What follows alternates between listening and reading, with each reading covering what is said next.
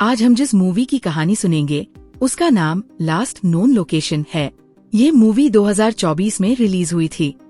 Movie की शुरुआत में हम दनाए नाम की एक लड़की को देखते हैं जो एक साइकोलॉजिस्ट थी और लोगों का इलाज करती थी। काफी दिनों बाद वह अपने क्लिनिक आई और मरीजों को चेक करके वापस घर जा रही थी। घर आकर उसने आराम किया। दनाए ऑनलाइन अपॉइंटमेंट्स भी लिया करती थी। फिर अचानक दनाए बेहोश हो गई और जब उसे होश आया तो वो खुद को एक अनजान जगह पर एक अजनबी महिला के साथ पाई। होश में आते ही उसने चिल्लाना शुरू कर दिया, मैं कहाँ हूँ? वह महिला उसे कुछ भी नहीं बता रही थी और उसने दनाए को चेन से बांध दिया था। उस महिला ने बताया कि उसे उस आदमी ने कैद किया है जो इस घर में रहता है। इसके बाद वह महिला, जिसका नाम कैली था, अपनी कहानी सुनाने लगी। उसने बताया कि उसे भी किडनैप किया गया था। वह अपनी रोजाना की वॉक कर रही थी और उसी दौरान उसे अगवा कर लिया गया। वह दिन और आज का दिन वह यही कैद है। लेकिन दनाए के लिए ये सब बर्दाश्त करना आसान नहीं था। कैली तो सो गई, पर दनाए बैठकर रो रही थी।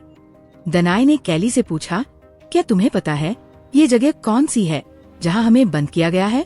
दनाए को भी याद नहीं था कि उसे कैसे किडनैप किया गया था। कैली ने दनाए को बताया कि वह आदमी जिसने उन्हें किडनैप किया है अक्सर कैली के साथ जबरदस्ती करता है। ये सुनकर दनाए और ज्यादा रोने लगी। शाम होने पर वो आदमी वहाँ आया और दनाए के हाथ खोलकर उसे अपने साथ ले गया। दनाए ने बहुत चिल्लाया, लेकिन उस आदमी ने उसकी एक भी नहीं सुनी। उसने अपनी हवस मिटाई और दनाए को वहीं छोड़कर चला गया। मार्ली नाम की लड़की को देखते हैं जिसकी कीथ नाम के लड़के के साथ सोशल मीडिया पर बातचीत हो रही थी। दानाई और कैली आपस में बात कर रही थी कि क्या उस आदमी ने उन्हें पहले देखा है जिसने उन्हें किडनैप कर यहाँ रखा है। दोनों ने ही कहा कि वे पहले कभी उस आदमी से नहीं मिली थी। दानाई बाहर जाने के लिए बहुत शोर मचा रही थी तो वो आदमी जिसने उन्हें कैद किया था उनके पास आया और उनकी गर्दन दबाकर उन्हें चुप रहने के लिए कहा।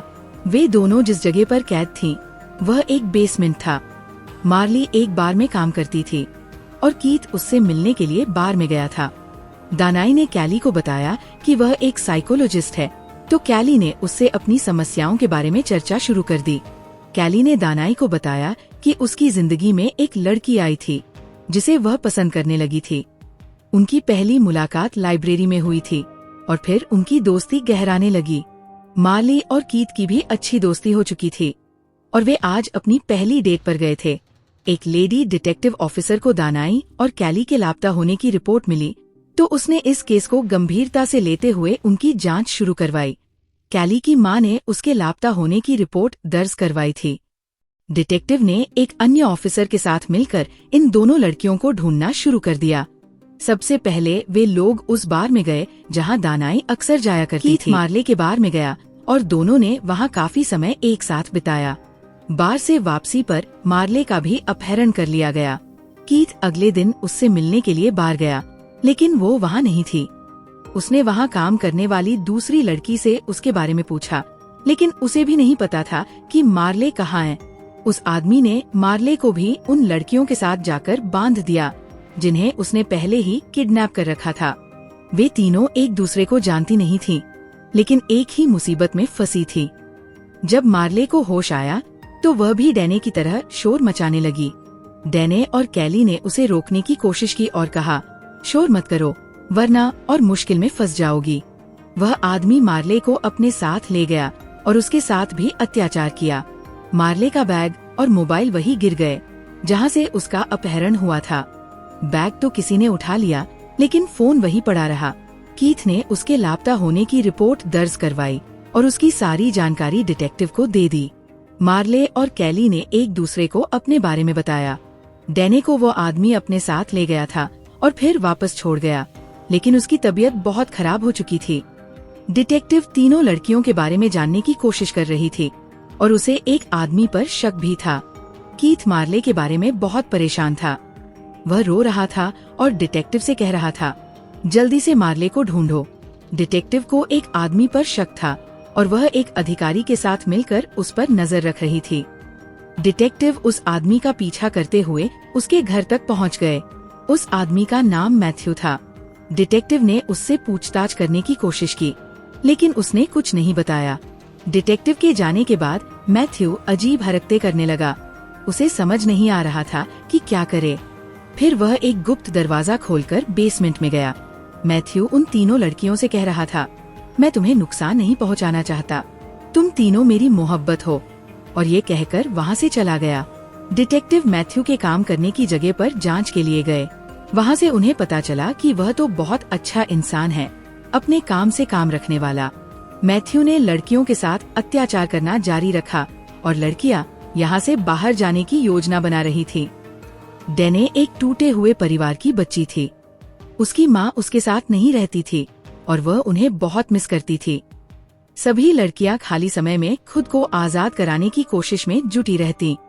डेने कैली को अपने बचपन की कहानियां सुना रही थी कि कैसे उसके पिता उसे खुश करने की कोशिश करते थे और उसके लिए फ्रिजमैन बनाया था।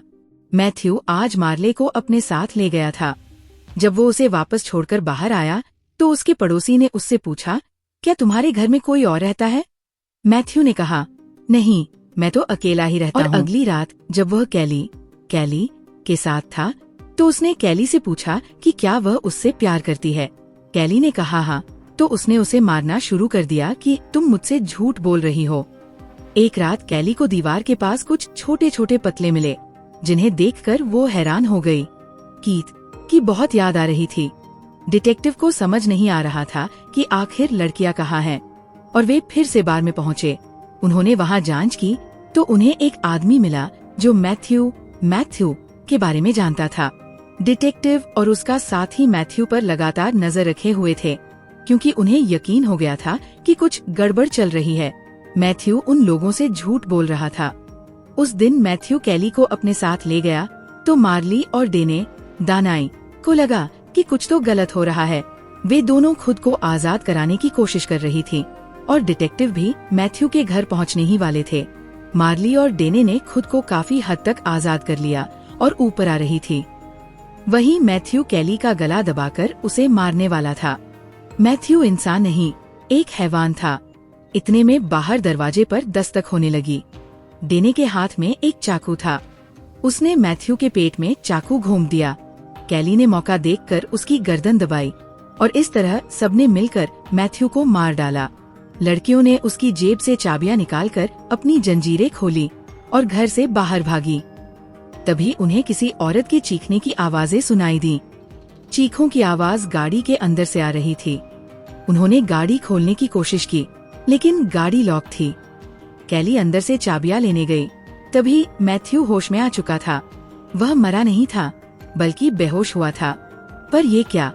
वे तो एक जैसे दिखने वाले दो आदमी थे। एक मर चुका था और दूसरे ने मार्ली को पकड़ लिया।